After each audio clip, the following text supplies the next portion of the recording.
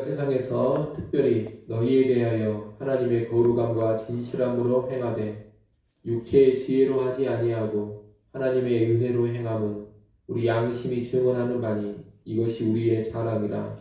오직 너희가 읽고 아는 것 외에 우리가 다른 것을 쓰지 아니하노니 너희가 완전히 알기를 내가 바라는 것은 너희가 우리를 부분적으로 알았으나 우리 주 예수의 날에는 너희가 우리의 자랑이 되고 우리가 너희의 자랑이 되는 그것이라. 내가 이 확신을 가지고 너희로 2번 은혜를 얻게 하기 위하여 먼저 너희에게 이르렀다가 너희를 지나 마게도냐로 갔다가 다시 마게도냐에서 너희에게 가서 너희의 도움으로 유대로 가기를 계획하였으니 이렇게 계획할 때에 어찌 경솔히 하였으리요. 혹 계획하기를 육체를 따라 계획하여 예 하면서 아니라 하는 일이 내게 있겠느냐. 하나님은 미쁘시니라. 우리가 너희에게 한 말은 예하고 아니라 함이 없노라.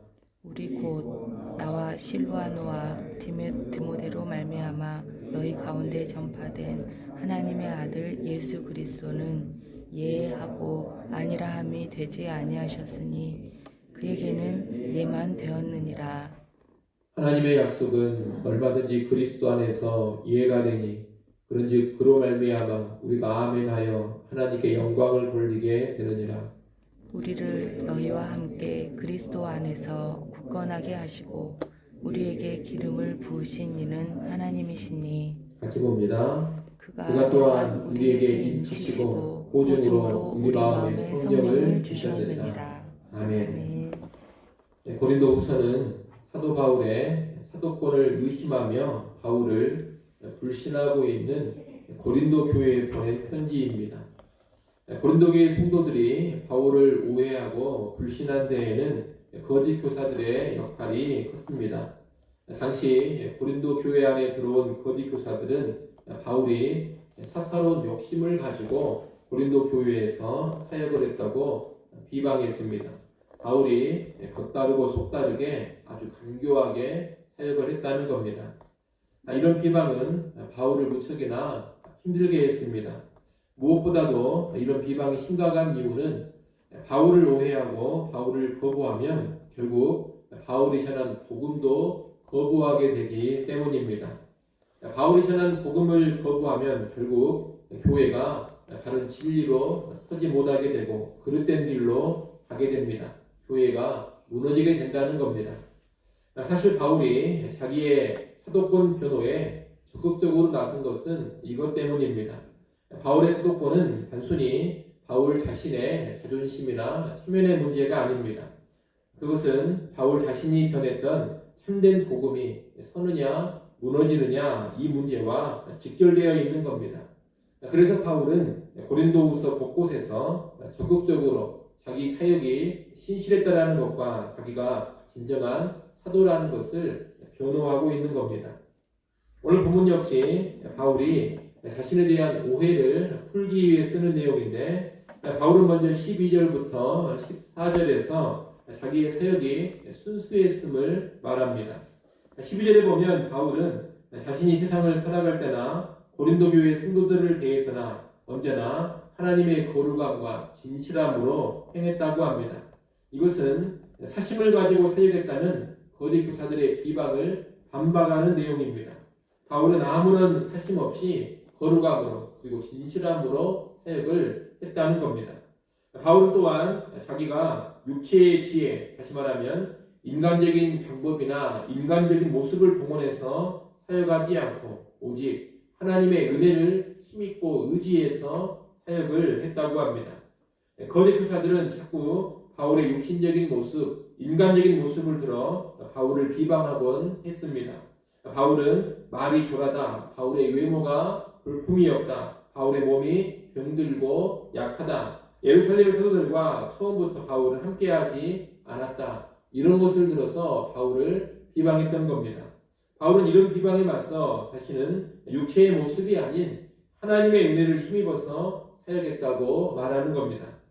바울은 이렇게 거룩하고 진실되게 사역한 것, 또 오직 하나님의 은혜만을 힘입어 사역한 것은 자기의 양심이 증언하고 있다고 합니다.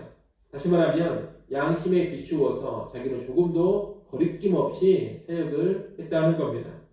바울은 또한 이렇게 순전하게 사역한 것이 재림의 날이 되면 온전히 드러날 것이라고도 말합니다.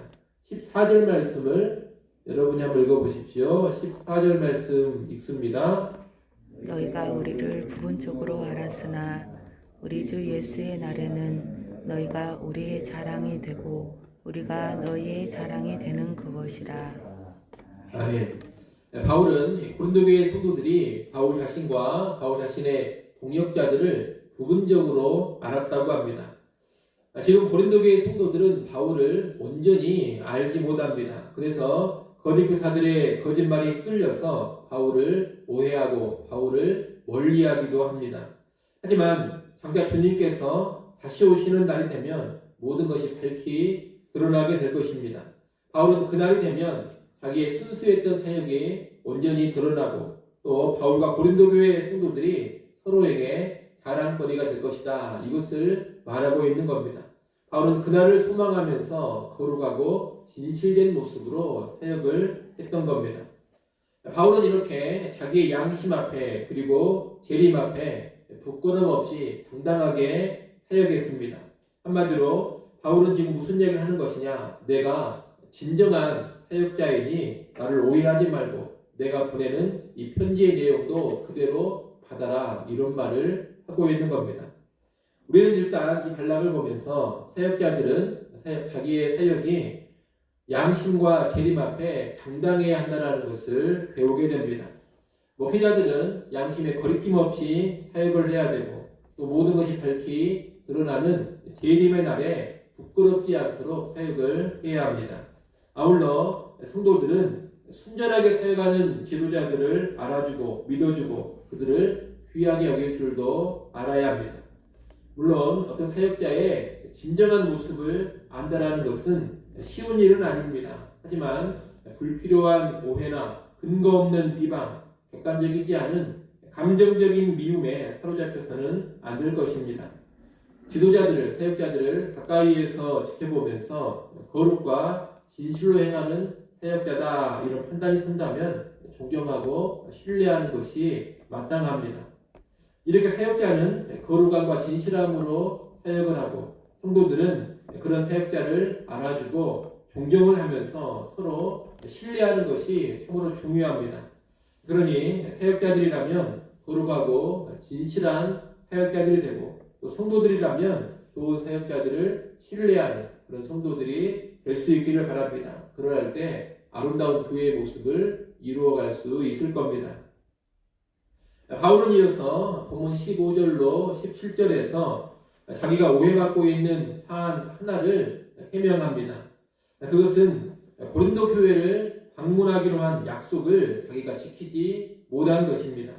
바울은 고린도 전서를 쓰면서 다시 고린도 교회를 방문하겠다 이렇게 약속을 했습니다. 하지만 바울은 그 약속대로 하지를 않았습니다. 다시 말해 고린도를 방문할 계획을 바꾼 것입니다. 15절 16절은 계획을 바꾼 이유를 설명하고 있습니다. 그 이유는 다른 것이 아닙니다. 원래 약속했던 대로 고린도 교회를 방문하게 되면 한 번의 방문밖에 하지 못하게 되는데 바울은 고린도 교회를 2번 방문하기 위해서 원래 자기의 계획, 약속했던 것을 수정했다는 겁니다. 15절에 보시면 너희로 2번 은혜를 얻게 하기 위하여 이런 말이 나옵니다. 이 말은 고린도 교회를 앞으로 2번 방문한다 그런 뜻입니다. 15절 16절은 바울이 수정된 계획대로 하면 고린도 교회를 2번 방문하게 된다 이런 내용입니다. 바울은 지금 고린도 교회에 더 큰 유익을 끼치기 위해서 처음에 했던 약속을 수정해서 다른 계획으로 바꿨다라는 것을 말하고 있는 겁니다. 그러므로 바울은 세상 사람들처럼 약속한 후에 그저 자기 편의를 위해서 약속을 바꾼 것이 아닙니다. 고린도 교회에 더 나은 유익을 위해서 처음 했던 약속을 바꾸고 여행 계획도 수정을 한 것입니다. 그러나 바울이 신속하게 방문하기를 원했던 사람들은 처음에 했던 약속을 지키지 않았다는 이유로 실망을 했고 이로 인해 바울은 귀에 듣기 좋은 말만 하는 사람이다. 이런 비방을 받게 됐습니다. 그리고 바울의 대적자들도 바울이 처음 약속을 지키지 않았던 이 모습을 빌미로 삼아서 바울은 거짓말하는 자다. 바울은 진정한 사역자가 아니다. 이렇게 떠벌리고 다닌 겁니다. 그래서 바울은 지금 고린도 방문의 약속을 지키지 못한 것이 그저 이기적인 동기로 이루어진 일이 아님을 말하면서 해명을 하는 겁니다. 바울이 이런 해명을 하는 것 역시 그저 바울 자신의 명예를 지키기 위해서가 아닙니다.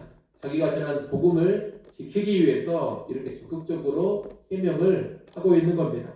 바울은 17절에서 자신의 이러한 계획의 변경은 경솔히 행한 것이 아니라고 합니다. 또 그저 인간적인 생각, 육체를 따라서 변경한 것도 아니라고 합니다. 한마디로 자기는 하나님의 뜻을 잘 분별하면서 더 나은 하나님의 일을 이루기 위해서 이런 계획을 수정했다. 이렇게 말하고 있습니다. 이어지는 18절로 22절의 말씀은 그 내용이 어떤 내용이냐? 하나님의 신실하심에 관한 내용입니다. 여기서 바울은 하나님의 약속은 언제나 이해가 되며 하나님이 주신 구원의 약속 또한 반드시 성취될 것을 말합니다. 그리고 이 구원이 반드시 완성됨을 인치고 보증한 것이 우리에게 성령을 주신 것, 곧 성령의 내주라고도 말합니다. 한마디로 여기서 바울은 무슨 이야기를 하느냐? 하나님의 약속은 반드시 이루어진다. 하나님은 반드시 약속대로 이루시는 분이요 신실하신 분이다. 이것을 말하는 겁니다. 그런데 왜 바울이 지금 하나님의 신실함을 이야기하고 있습니까? 다른 이유가 아닙니다. 바울의 고린도 방문 계획을 포함한 바울의 모든 사역이 고린도 교회 성도들을 위한 하나님의 계획 안에 있다는 것을 깨닫도록 하기 위함입니다. 고린도 교회 성도들을 부르시고 구원으로 이끄신 하나님의 계획은 취소된 적도 없고 변경된 적도 없습니다. 고린도 교회 성도들에게 주신 하나님의 구원의 약속은 조금도 바꾸어지지 않고 그대로 이루어질 겁니다. 이 변함없는 하나님의 구원의 계획, 하나님의 경륜 가운데 사도 바울이 사역을 하고 있습니다.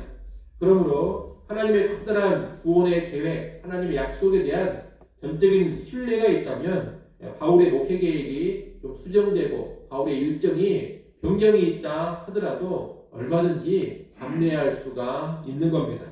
사역자인 바울이 하나님의 계획과 하나님의 뜻 안에서 더 나은 교회의 유익을 위해 사역의 계획을 수정할 수도 있고 여행 계획을 변경할 수도 있는 겁니다. 하지만 그렇게 한다고 해서 하나님의 계획이라든가 하나님의 약속까지 바꾸어지는 것은 절대 아니라는 겁니다. 고린도 교회를 향한 하나님의 약속은 바울의 여행 계획이 수정된다 하더라도 변함없이 이루어질 겁니다. 만약 고린도 교회 성도들이 이런 하나님의 신실하심에 대한 전적인 신뢰가 있다면 바울이 일정을 변경한 것으로 인해서 그렇게 심각한 반응을 보이지 않았을 것입니다. 바로 그런 이유 때문에 바울이 이런 이야기를 하고 있는 겁니다. 너희가 하나님의 신실하심을 제대로 신뢰하고 있다면 내가 약속했던 대로 처음 약속한 대로 너희를 방문하지 않았다 해서 그렇게 크게 낙담하고 나에 대해서 쓴 마음을 품고 그러지 않는다는 겁니다. 하나님이 신실하시기 때문에 바울이 한 약속은 잠깐 안이호가 되었지만 그럼에도 하나님의 뜻은 이해가 될 것입니다. 이것을 한다면 바울을 향해 그렇게 부정적인 반응 보이지 않는다는 겁니다. 결국 고린도 교회 안에 있는 일부 성도들이 바울에 대해서 그렇게 실망하고 오해한 것은 무엇 때문이냐? 하나님의 신실하심에 대한 신뢰가 부족하기 때문이라는 겁니다. 그래서 바울은 교회를 향한 하나님의 신실하심을 강조하면서 설명하고 있는 겁니다. 여러분, 우리는 하나님의 선하심, 하나님의 신실하심을 확신할 수 있어야 합니다. 우리를 향한 하나님의 뜻, 그리고 교회를 향한 하나님의 뜻이 반드시 선하게 이루어진다. 이런 확신이 든든할 때 우리는 쉽사리 요동치 않는 겁니다. 사역자의 목회 계획이 수정될 수 있고 또 이전과 다른 새로운 교회의 방향성이 설정될 수 있습니다. 하지만 그렇다더라도 하나님을 전적으로 신뢰하고 있다면 그런 문제로 인해서 교회가 소란스러워지거나 갈등 양상으로 나가지 않는다는 겁니다. 지도자들이 처음 했던 말, 처음 했던 약속과 다르게 다른 방향으로 움직이더라도 하나님의 선하심과 신실하심을 전적으로 신뢰하고 있다면 그런 모습을 쉽게 판단하거나 비방하지도 않습니다. 왜 수정이 되었는지, 왜 새로운 방향을 설정했는지, 왜 처음 했던 약속대로 안 하는지를 차분하게 알아볼 것입니다. 그리고 그것이 하나님의 뜻에 부합하고 교회에 더 큰 유익이 된다면 기꺼이 수용을 할 것입니다. 이런 모습이 하나님을 향한 믿음이 있는 모습이고 성숙한 태도입니다. 이런 모습을 보이지 않고 어떤 지도자가 처음에 했던 말대로 지키지를 않는다. 처음에 이야기했던 계획대로 행하지를 않는다. 그렇기 때문에 그 사람은 나쁜 사람이다. 잘못된 지도자다. 이렇게 나가는 것은 성숙하지 못한 태도입니다. 또 무조건 어떤 사역자가 처음에 계획을 세웠으면 그 계획대로만 해야 한다. 어떤 수정도 어떤 변경도 있어서는 안 된다. 처음에 말한 대로만 다 그대로 지켜야 한다. 이런 식으로 나가는 것도 성숙하지 못한 모습입니다. 물론 사역자나 교회는 기본적으로 자신이 처음 했던 말에 신실해야 되고 사람들에게도 신실해야 합니다. 처음 세운 계획에도 충실한 것이 좋습니다. 하지만 그보다 더 중요한 것은 뭐냐? 하나님 앞에서 신실한 겁니다. 사역자나 교회가 자기가 처음 했던 약속, 처음 세웠던 계획에만 너무 경직되어 있으면 하나님의 인도하심을 받기 힘들어질 수 있습니다. 하나님은 다르게 더 선한 뜻으로 인도해 가고자 하시는데 사역자나 교회가 처음 말에만 계속해서 붙잡혀 있으면 하나님의 선한 새로운 인도를 받아갈 수 없게 된다는 것입니다. 그런 모습은 자기가 했던 말에는 신실할 수 있지만 하나님의 신실하심에는 제대로 반응하지 못하는 그런 모습이 되는 겁니다. 따라서 우리는 하나님의 신실한 뜻 안에서 인간의 말과 인간의 계획은 수정될 수도 있다는 것을 분명히 알아야 되겠습니다.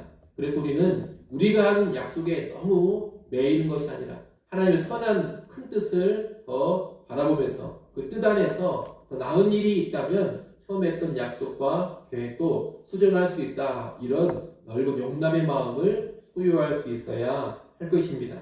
그러나 여러분 언제나 하나님이 새롭게 인도하실 여지를 두고 살아가시기를 바랍니다.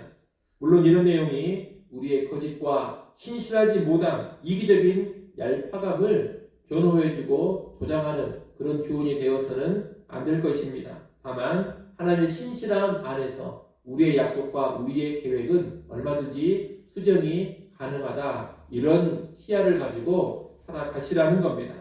다른 사람들을 바라보고 교회를 바라보실 때에도 언제나 이런 태도로 살아갈 수 있기를 간절히 소원합니다. 그럴 때 우리의 삶과 교회 사역이 더 나은 모습으로 나아갈 수가 있을 겁니다. 기도하겠습니다.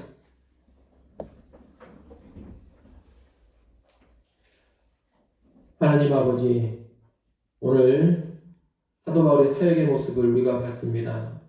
오늘날 이 땅에 지도자들도 바울처럼 순전한 거룩함과 순전한 진실함으로 사역하게 하시고 자신의 양심과 재림 앞에 부끄럽지 않게 사역하여 주옵소서. 또한 성도들은 좋은 사역자를 잘 분별하며 그 사역자, 그 지도자들을 신뢰하며 살아가게 하여 주시옵소서.